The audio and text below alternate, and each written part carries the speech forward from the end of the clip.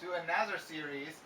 It's not Animal Farm because maybe people aren't super happy with Animal Farm. So I'll try something different that's a bit easier and maybe faster for everybody, including me, to produce. And it's also something we've done before, only now I have to perform it all by myself. We're going to read another Choose Your Own Adventure book, and it is this one, as you can see on the board, The First Olympics, and that's maybe me, eh? Riding a chariot, the chariot being here in the distance, with horses. Oh, it's very fast and spectacular, including having spectators to cheer. Here's a whip. And so it's about the Olympic Games in ancient Greece time. I'll read you the intro now. And yeah, it will be less vocabulary and less explanation. It's just going to be a little bit faster all around, okay?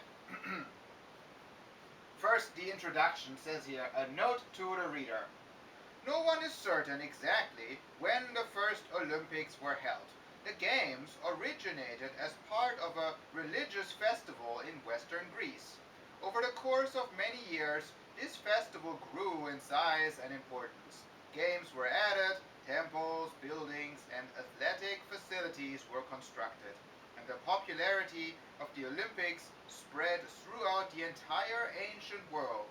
The first recorded Olympic Games were held in 776 BC, so that's before Christ, 776 BC, so that's before the year 1, being Christ here, right, before Christ.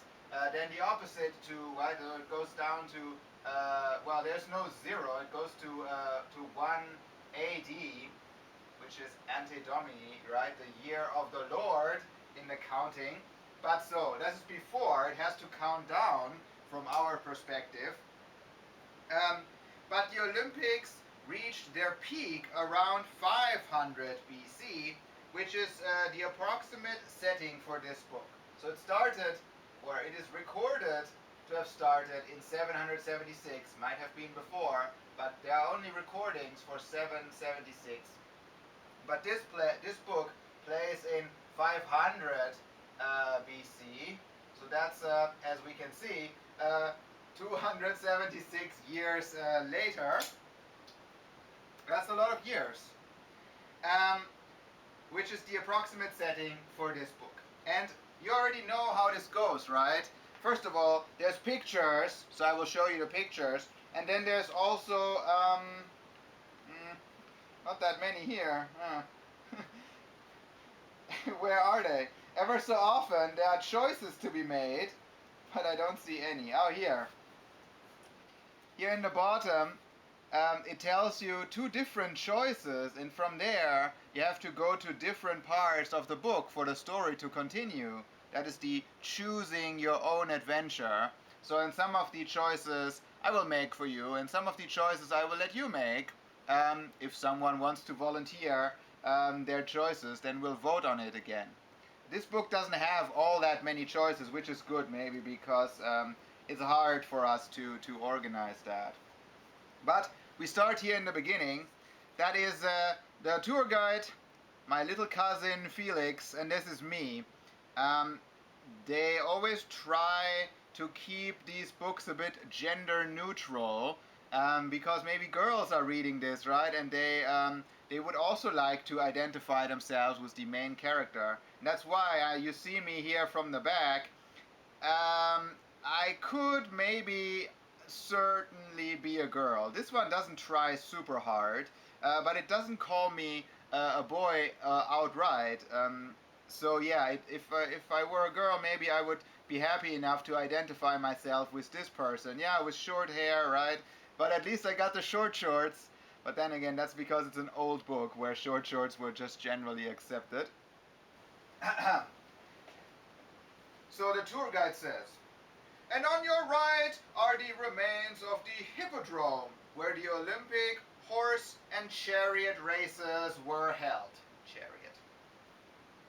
It's early morning, and you and Felix, your pain in the neck little cousin, are following a guide through the ruins at Olympia, the site of the ancient Olympic Games in Western Greece.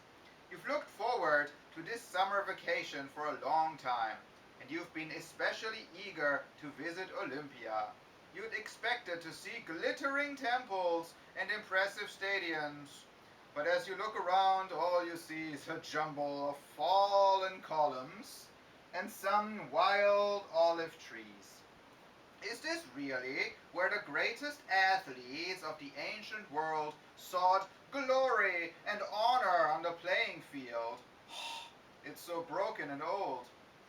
The tour guide announces a break for taking pictures, and your group splits up and wanders off in different directions. You decide you want to look around by yourself and avoid Felix. He broke your camera on the first day of the trip, and ever since then, he's been a real pest. You walk off in the direction of a low hill. You know from your tour guide that this is the hill of Kronos. Spectators at the ancient Olympics stood on this hill to watch the athletic competitions. You figure it would be a good place for you to view the entire Olympic plain. So it's on a mountainside, right? And so if there's a flat, empty area, especially also empty of trees, then that's a plain, right? So it needs to be flat and mostly, vast also, mostly empty. I don't know. I'm gonna write flat and maybe vast, in that there's not much there. As you climb, you notice what looks like the entrance to a cave up ahead. The opening is small, just big enough for you to walk through. You move closer and decide to take a look inside. Okay. A cave? Oh, I wonder what's going to happen. Will I be transported into ancient times by some magical event? Yeah, that's how they always are. That's how they sometimes are. And so that's just the warm-up really for this game, right? It tells us now, turn to page 2. Well, okay, that's easy enough. Page 2 is the next page. Here too, that's also always the same. Go on to the next page. So normally, these pages are all complete chapters, but not always, right? Sometimes I'll just have to continue on to the next page. Or maybe there's a picture and a little bit of text left. Well, then it doesn't count, right? Then there will be nothing here. But so this is just to train us to read this with this technique, right? Always to look here where to go. Hold on, I have to change the writing on the board. So yeah, easy enough, right? Columns. It's a very Greek thing. It's about athletes competing. Athletic, the adjective is in here too. Adjective should be fairly known. My little cousin Felix is a real pest. So something that's a real nuisance, something that's really annoying, that's figuratively, right? He's not really a pest like cockroaches or ants or mice or rats. Or parrots or monkeys, but that's a figure of speech. And plain I already explained. Moving on, next part, quick. You walk into the darkness of the cave. Suddenly, you feel an icy chill that makes you shudder. A sharp wind blows sand into your face, and you cover your eyes from the stinging blast. Ugh. Then, just as abruptly as they began, the wind and chill are gone. Maybe coming into the cave wasn't such a good idea. You turn around and walk back outside, but something's wrong. Instead of ancient ruins, you see a cluster of columned stone buildings at the base of the hill you just climbed. And at the center of the Olympic plain, an ivory white temple gleams in the sun. It looks a lot like the Pantheon, the massive marble ruin you'd seen in Athens earlier in your trip. But this temple looks almost new. There are a dozen other buildings of various sizes, and the grounds between them look green and well cared for. Amazed, you turn back to look at the cave. The opening in the side of the hill has disappeared. What's happened? Is it possible that the cave has somehow transported you back to ancient Greece? Before you have a chance to look around some more, two men dressed in togas approach you. You look down and discover that you are dressed the same way. Very good. So a toga is the ancient Roman and ancient Greek way of dressing. Well, at least sometimes, at least when you want to dress nicely and formally, you have to wear a toga. And so it's a lot about wrapping long pieces of cloth around your body. However, we're not really 100% sure how all the different styles actually worked, right? There's no, of course, no examples in the real world. We can only look at statues and then have to determine what's real style, right? Real world equivalent here, and what's just a artistic expression, artistic liberty, and then you could try out to wrap a toga. Anyway, the artist for this book maybe also didn't know or didn't care. So he here on the next page is a good example. He gave me a bit of a toga here, but it's really not correct at or anything at all, right? It has like a hole for the neck and no sleeves maybe, and there's some kind of belt, and yeah, there's drapes of material, but that's it. Nobody really tried to draw this very carefully, and a lot of it is really not known. You also see this here, again, what I mentioned before. The artist does, however, try really hard to give me a gender-neutral face. So, whoever I am, if I'm a boy or a girl, I could interpret this to my own liking and as myself, right? They also gave me an what we think might be an ancient hairstyle. Again, right, we have to interpret that from statues mostly and from maybe paintings. That yeah, they had a lot of these like curls and braids in the back. But then again, we don't really know. We have to. That's only how they are depicted on statues, right? But maybe that's just the patterns to fill in the blank areas, right? So what exactly is true and what isn't, we don't know. This picture is not part of this chapter. I'm just showing you, yeah, about what they call a toga here, and again about the gender-neutral character which they try in these books, right? There's an old woman here, but that doesn't matter. It's not part of this chapter. So you get it, right? I walked through into the cave, and sand is blasting in my face, and there's an icy chill. Ooh, chill, right? That's a noun. Can also be verb. Verb and noun. And then also at the bottom of the hill, a cluster of buildings, because you just told me, yeah, lots and lots of buildings were added to the plains, right? Exercise buildings for the athletes, also everything for the spectators, and more stadiums and more temples, because it was a religious festival, right? A cluster, things being, together, right? Clustered together. So I drew this like this.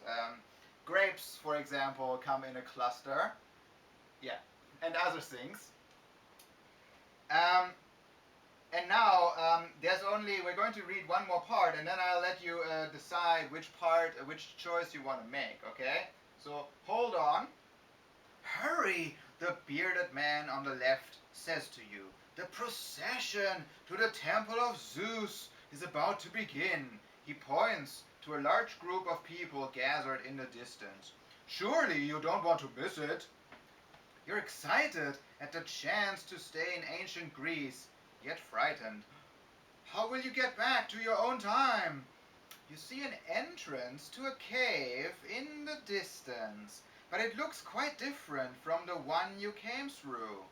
Can you risk staying in ancient Greece for a while before trying to find your way home? And then, as it also maybe should be, then there are choices now here to be made, right? The first choice for us to have, and I'll let you do that, right?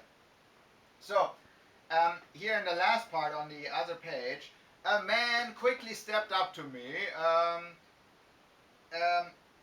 yeah, he comes up and I look at his clothes. He's wearing a toga, and I look down on myself, and I am too wearing a toga. And then it continues, and he says, "Hurry! You have to make it to the procession." So procession is maybe something like a parade, right? People are walking in a line, carrying things to show, dress up nicely. Maybe there's music. Maybe there is, I don't know, text being read out, right? But yeah, so like a parade, only maybe more solemn, right? A quiet, serious kind of parade. That's a procession. Yeah, like for a funeral too, right? Maybe the casket of the dead person has to be carried through the streets and lots of people follow to show their respect. It's a pretty common thing to do. Well, here too, we already know it's a religious festival, the Olympic Games. So there's going to be a procession. But maybe, because, right, people still want to have fun, maybe there's still going to be a lot of partying going on. Don't know. Anyway, so there's that. And this man asked me to go there because surely you don't want to miss it. Yes, I guess.